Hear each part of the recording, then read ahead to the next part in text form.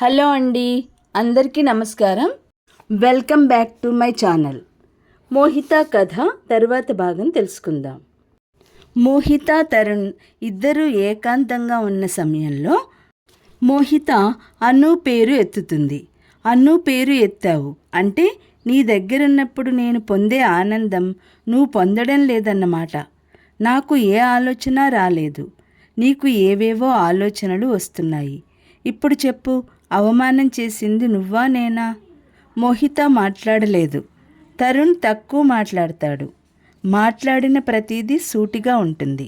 ఎదుటివాళ్ళు సమాధానం చెప్పలేనంత రీజనింగ్ ఉంటుంది.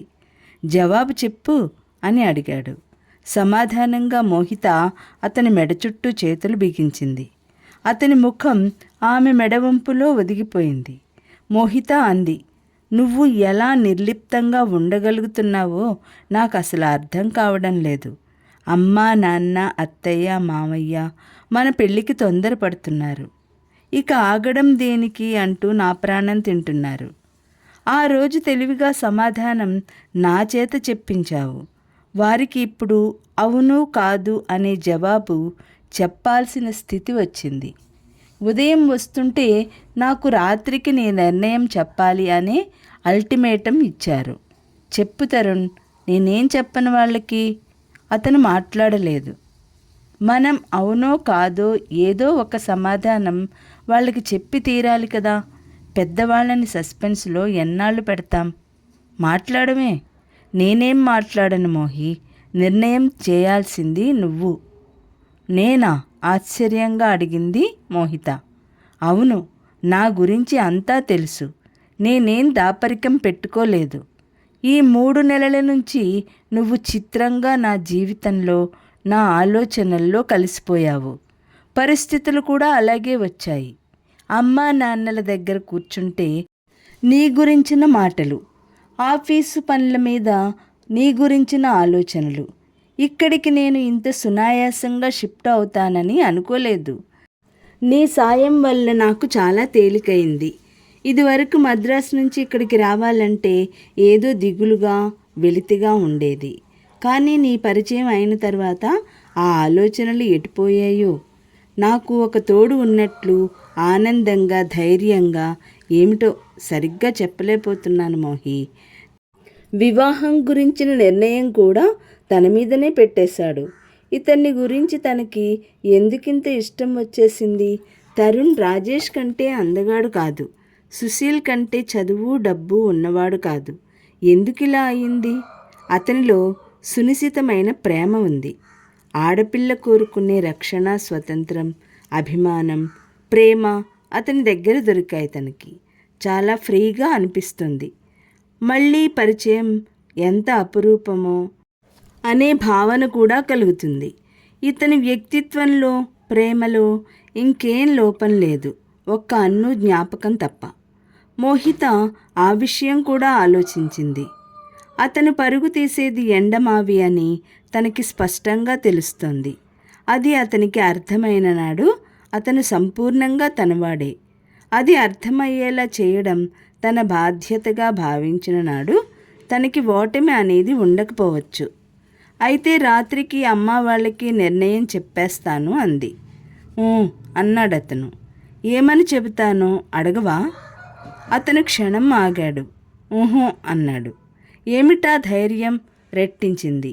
మోహితాను నేను బాగానే అర్థం చేసుకున్నాను అనుకుంటున్నాను. పెళ్లి చేసుకోవాలని లేకపోతే మోహిత ఇలా నన్ను దగ్గరగా తీసుకోదు అన్నాడు. మోహిత చేతులు అతని మెడ చుట్టూ బిగిశాయి. నా మీద నాకు నమ్మకం కాదు, నీ మీద కూడా పూర్తి నమ్మకం ఉంది తరుణ్ అంది.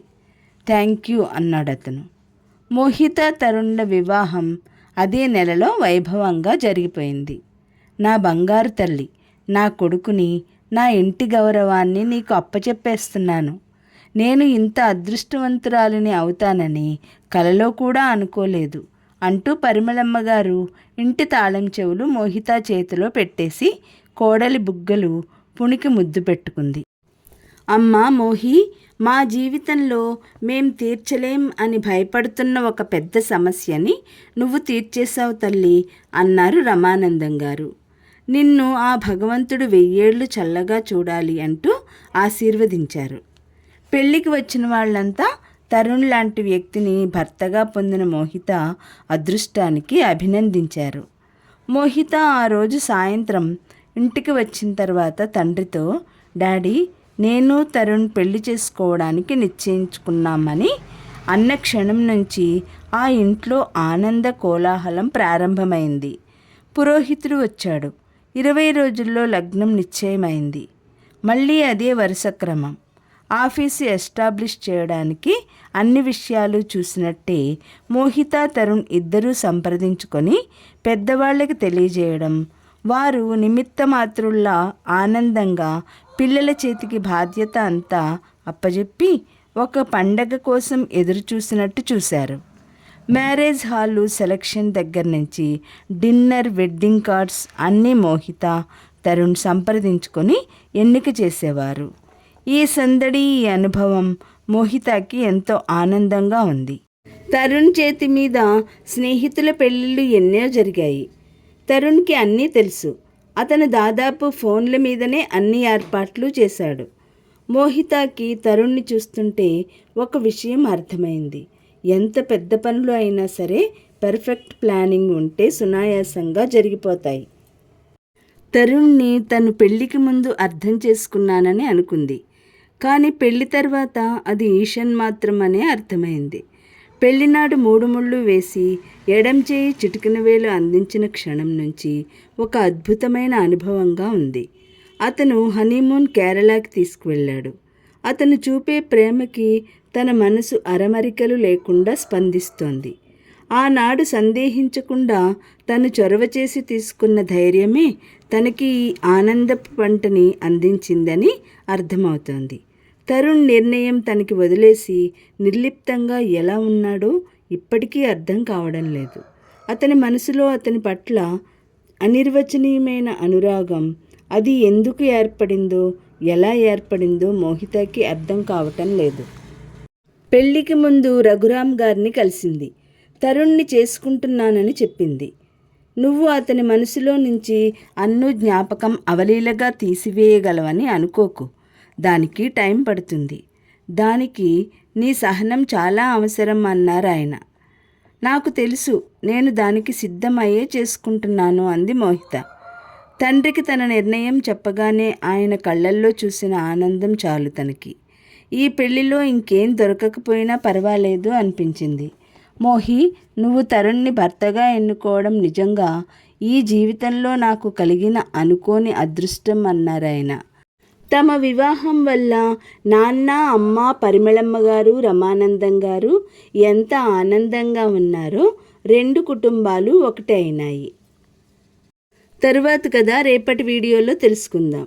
ఈ వీడియో లైక్ చేయండి, షేర్ చేయండి. మొదటిసారిగా చూసిన వాళ్ళు సబ్స్క్రైబ్ చేసుకోండి.